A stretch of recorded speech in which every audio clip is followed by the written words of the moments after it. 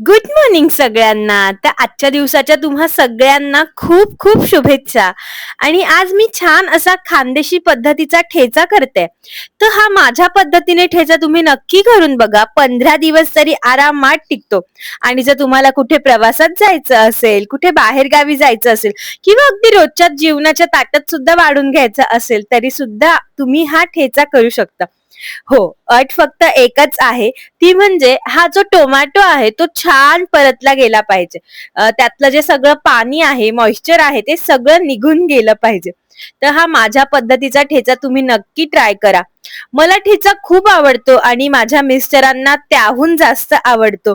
तर त्यांच्या रोजच्या डब्यात मी देते, रोजच्या ताटात मी त्यांना वाढते संध्याकाळी जेवताना आणि त्यांना ठेचा खूप आवडतो. थोडंसं तोंडी लावायला काहीतरी असलं ना, की जेवायलाही छान वाटतं असं मला वाटतं.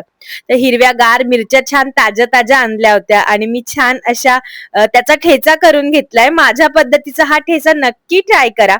तर आज डब्याला ठेचा तर होता, पण फक्त ठेचा देऊन चालणार नाही ना. तर मी छान अशी वांग्याची रस्सेदार भाजी करून घेतली आणि त्यावर छान अशी कोथिंबीर टाकली. तर ठेचा जो मी केलाय तो साधारणतः मला 15 दिवस तरी टिकेल आणि माझ्या वडिलांनाही ठेचा खूप आवडतो. चला, माझा डबा झालाय. बाय.